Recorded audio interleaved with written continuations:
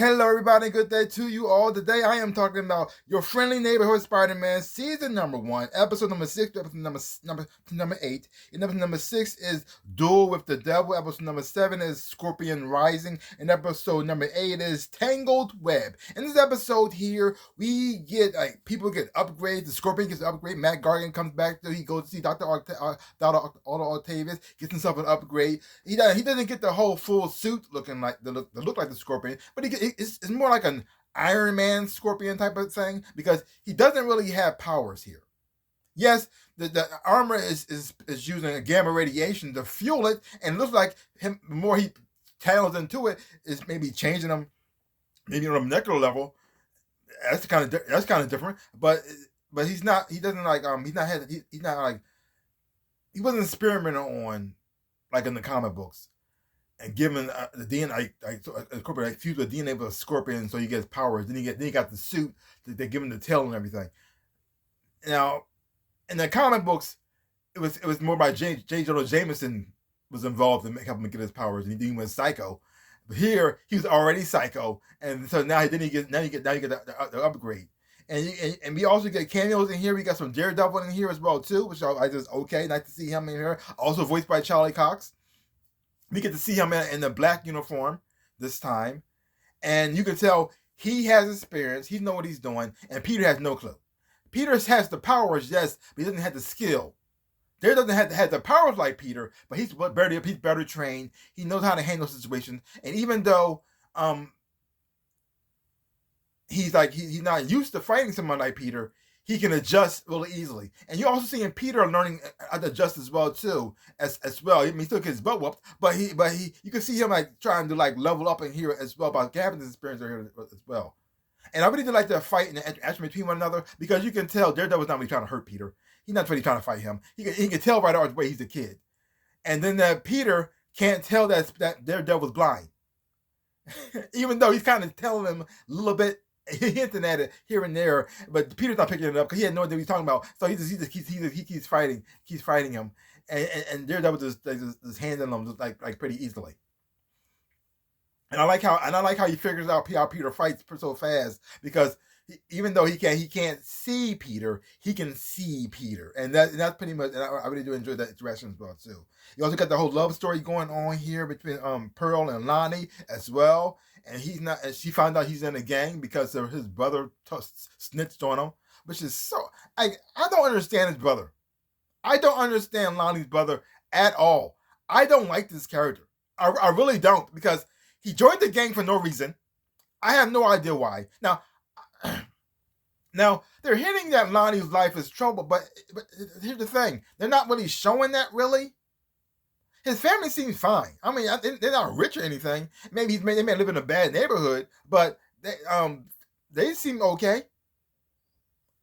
I mean, it looks like he has some kind of darkness to him as well. They showed that earlier on when the cops are following him, everything that too, all the stuff his experience he's going through. But when he got home, it felt like the sun shining. It was like it was nice. Yeah, they may not have a lot of money, but still they seem happy. I don't understand why his brother decided to join the gang.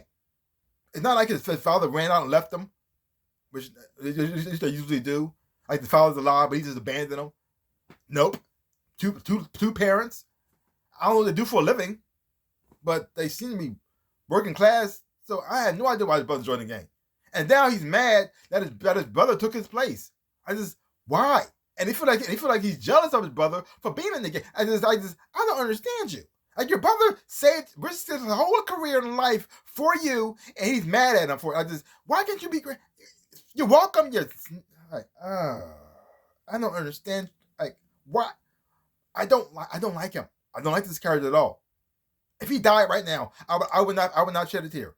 I mean, I'd be feeling sorry for Lonnie, but not for him. I would be feeling sorry for the parents and everything, but not him because he's a butt. Maybe Lonnie should have done him to stay in the game, but at the same time. We already know Lonnie becomes Tombstone, so I guess they have to go that direction. I guess. Fine. It's sad. This is sad. Like, and now his girlfriend found out about it as well, too. And I also like how Peter, even though he has a huge crush on Pearl, that's not going to happen. Dude, it's not going to happen. That is not going to happen. First of all, she was your babysitter, so she only sees you as a child. Second, you are shorter than her, so she really only going to see you as a child. So, like, what are you? That is a dream. Yeah, it's not going to come true. Let that thing pass.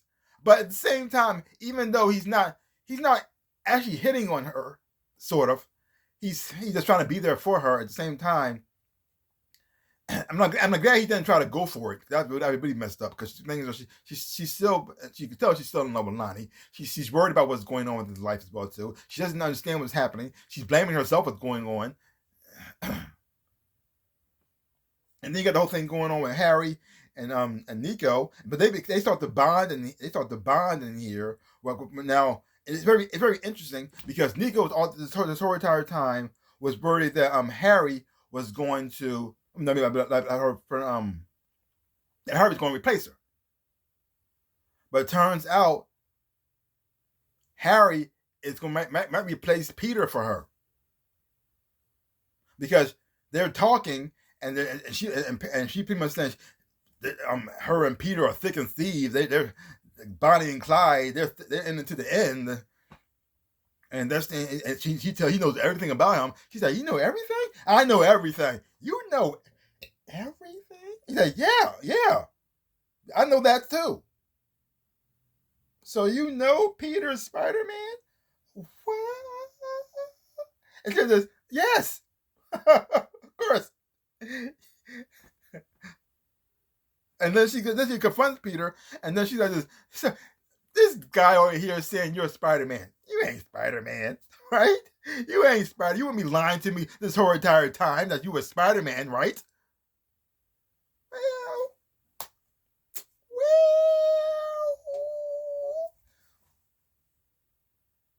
that goes sideways. But because of that, them two bond. That's interesting as well too. Now here's the thing.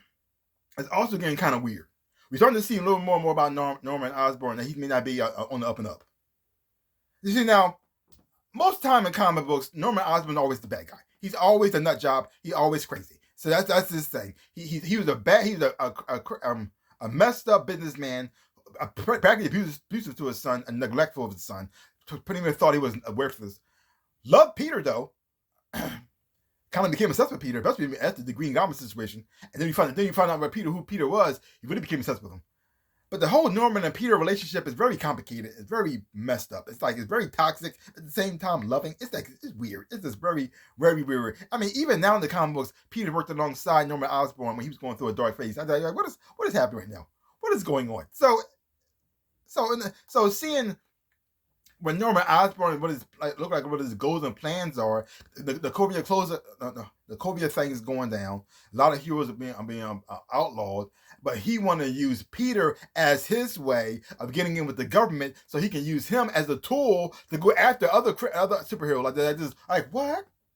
And he pretty much volunteering Peter but at the same time keeping Peter's secret identity. And so it's like this. So he's looking out for Peter at the same time using him for his own personal goals as a tool and a weapon. So I don't know if I should be happy about this or mad. I just like, wow, that's messed up. But at the same time, he protected him too.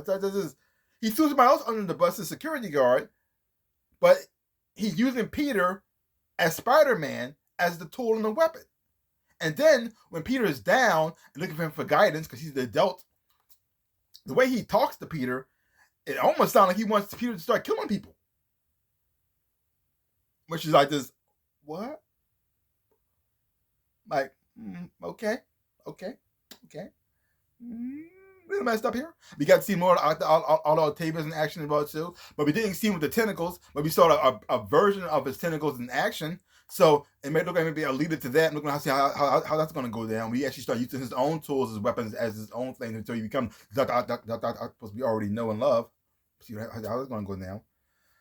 And also we have what I was about to say. Now they're still showing the other kids, Amanda's child and all of them.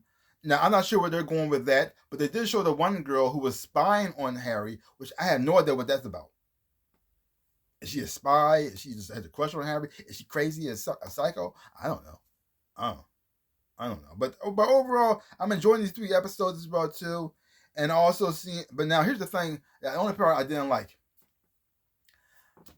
I like that Peter was designing his own suit. We saw this happening from the thing, and then that when the suit got destroyed, and Harry was giving that speech, I thought that Peter was going to get the light and says that yes, I should make my own thing, do my own thing. But he didn't, because Harry had his people make it for him. I mean, yes, it's his designs and his stuff like that too, based off his designs that he put down. But at the same time, I wish he did it himself. Like it's like, oh man. I mean, I was happy and mad at the same time. Oh yes, he's gonna get his own suit now, the suit that he designed. But he didn't do it himself. Like that, right? Why can?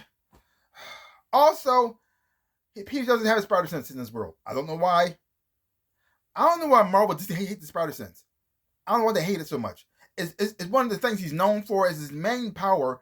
Why do they hate it so much? Maybe they think it's a cheat code or they're scared to use it because they didn't want to use it in Disney Marvel universe. And when they did use it, they made fun of it, called it the Peter Tingle. And so now now this up here, and then they did like a reference sort of to it when Peter had you put the signal inside so you can see it goes over gamma radiation goes off. But at the same time, if you watch the theme song, they show his spider sense go off. So is it going to happen later on? Is it going to come later? Is it a later effect? I don't know. But the show has its flaws to it. But at the same time, I still am enjoying the show and showing where this thing is going about too. And like I said before, you can tell that it's going to be. You see the decline. Like Peter's he's starting to go down. But you can also see that it's going to be a clash soon between Peter and Norman.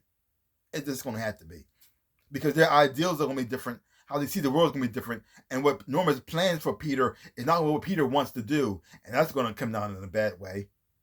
And also like how Peter didn't think that the Daredevil was actually a bad guy. Because Norman made up some freaking lie or either, I don't know if he was lying, or he actually did believe that Daredevil was actually working for Dr. Octavius. I don't know. But either way, I'm still enjoying the show. I'm enjoying where this show is going into as well too, and also the Easter eggs in here. The Easter eggs in here opens up the door to other opportunities as well. Like because you still got Pearl. She might get powers later on because in the comic she does have powers. You also have Nico. She has magical stuff that she's attached to, and it looks like her necklace that she has is something magical that she channeled when she was racing through the street. So that might become something. I don't know. When Norman actually decides to, when Peter decides to break away from him, uses something on himself to make himself powerful, or he becomes kind of a tech thing situation. I don't know. But either way, I'm liking what I'm seeing so far. So leave your comments down below. Let me know what you thought of these 3 episodes of Your Friendly Neighborhood Spider-Man. If you haven't watched them, so check it out for yourself. Hopefully you watch them, you enjoy them, have fun watching it too. So give my channel a like, hit the thumbs up, shaboop, and subscribe to my channel and share. I really would appreciate it. Like I always say in my dreams of a life, I am the NinjaRabbit. Peace out, people.